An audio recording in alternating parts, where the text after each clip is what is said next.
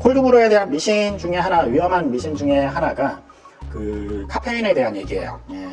그래서 콜드브루는 찬물로 추출을 하기 때문에 카페인이 용출이 안 된다, 이런 얘기를 하는 경우가 있어요.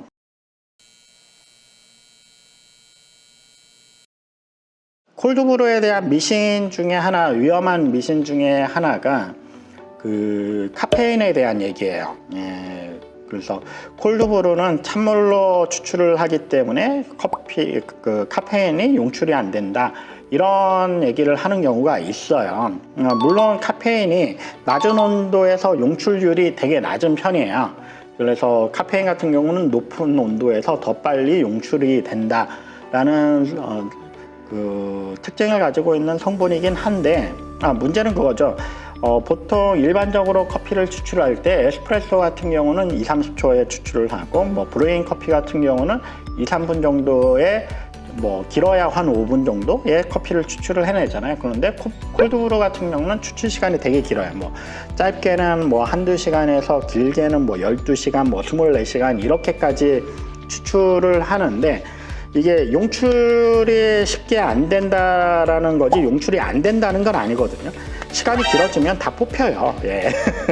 그러다 보니까 콜드브루에는 카페인이 없다라는 얘기를 하는 거는 전혀 근거가 없는 내용이고요.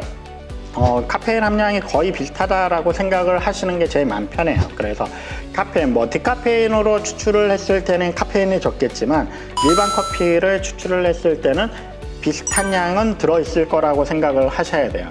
그리고 이제 단위 용량당 한 잔에 들어가는 카페인 양은 거의 비슷할 거라고 생각을 하시면 될 거예요. 점적식으로 하면 농축액이 되잖아요. 그러면 이제 거기에는 카페인이 엄청 많겠죠, 그냥 마시면. 그런데 그걸 보통 물이나 우유에 타서 먹기 때문에 카페인이 한 잔을 잔으로 비교를 하면 꽤 비슷하게 나온다라고 생각을 하시면 돼요. 한때 콜드브루로 내린 건 카페인이 적어서 몸에 좋다는 초록창의 기억이 난다고요. 이제 콜드브루가 카페인 함량이 더 높다던데 뭐가 맞나요?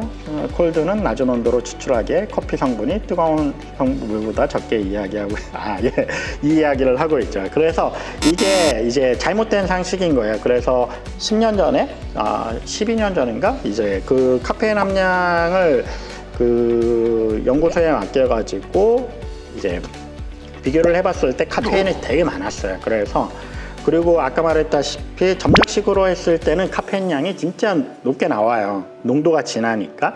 그래서 이런 것들에 대해서는 그냥 디카페인, 카페인이 없는 걸 먹고 싶다라고 하면 디카페인으로 내린 콜드브루를 드시는 게 맞는 거다라고 얘기를 드릴 수밖에 없을 것 같아요. 그래서 이제 콜드브루에 대한 부분에 대해서 얘기를 해봤고요. 그리고 카페인에 대해서도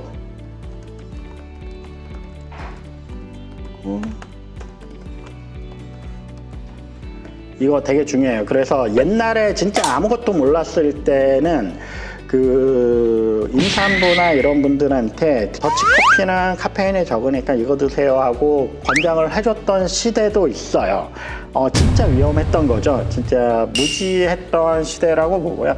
지금은 그렇게 마케팅을 하거나 손님한테 얘기를 하는 경우는 거의 없는 것 같아요. 일단 이렇게 준비를 했고요. 오늘은 어쨌든 방송 시간 내에 콜드브루 추출도 해봐야겠고, 맛도 보고, 그리고 콜드브루 추출하는 김에 커피술도 만들어 보려고 생각을 하고 있거든요. 그래서 단시간에 커피를 추출할 수 있는 이제 기구를 오늘은 가지고 왔어요. 그래서 소닉 터치라는 이 친구를 준비를 했고요. 얘 같은 경우는 음파의 진동을 이용해서 커피를 추출하는 방식의 도구예요. 그래서 진동이 이제 음파로 진동을 만들어서 그걸 이용해서 이제 커피 입자에 있는 성분들을 빨리, 그러니까 쉽게 말을 하자면 계속 교반하고 있다라고 생각을 하면 될 것 같아요. 그래서 이런 방식으로 하는, 그러면 한 15분, 20분이면 10분 정도 해도 생각보다 추출이 잘 되더라고요. 한번 테스트했던 게 얘인데, 얘가 커피 50g에 500ml를 추출을 했던 거고요.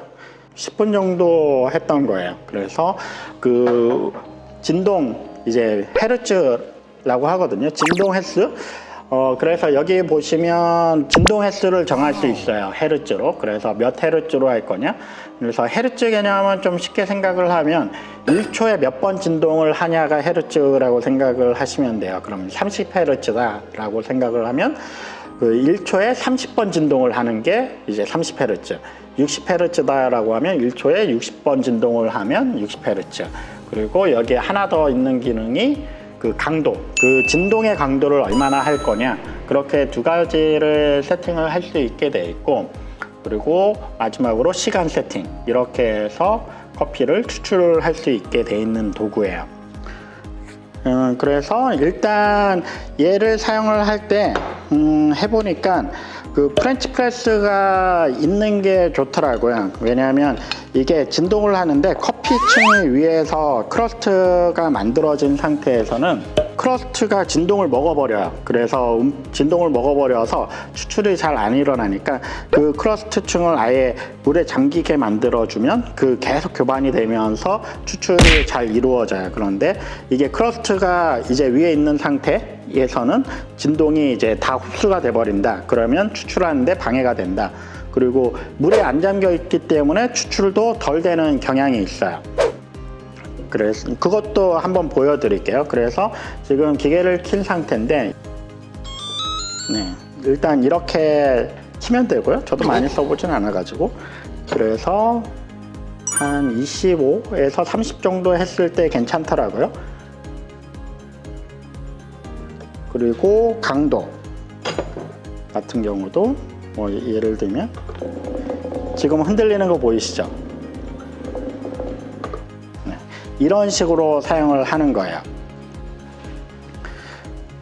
몇부터 몇 헤르츠까지 조절을 할 수 있냐고요?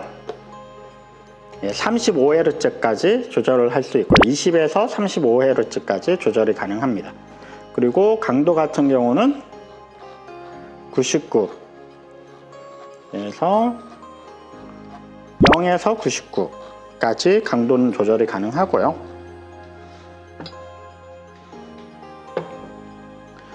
자, 여기에 일단 물을 집어넣을게요. 물이 몇 그램 들어가지?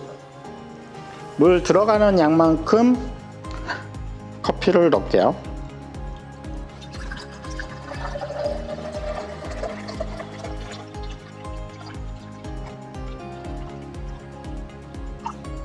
물 400g 정도 넣으면 될 것 같거든요. 물 400g에 그러면 커피는 40g. 오늘 추출할 커피는 밀레이드 추출을 할게요.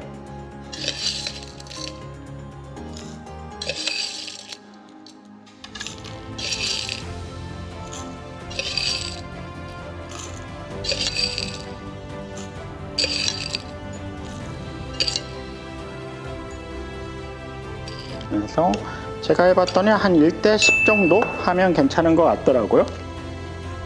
얘 뚜껑 어디 갔지?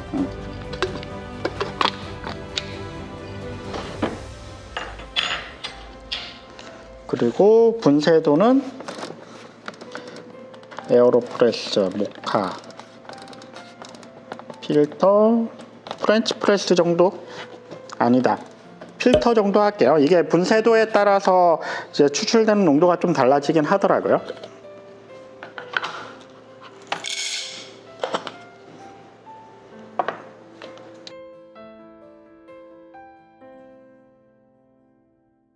그렇죠. 교반을 통해서 콜드브루 만드는 시간 단축하는 거라고 제일 쉽게 생각을 하시면 되고, 그리고 이게 계속 충격을 줘서 이제 거기에 있는 성분을 더 빨리 뽑아내는 그런 원리라고 생각을 하셔도 될 것 같아요. 그래서 충격과 교반을 이용해서 이제 커피 추출 시간을 단축하는 그런 기구라고 생각을 하시면 돼요. 일단 지금 50초 남았네요. 이게 사실 얘는 가장 큰 장점이 이거죠. 빨리 나온다는 거.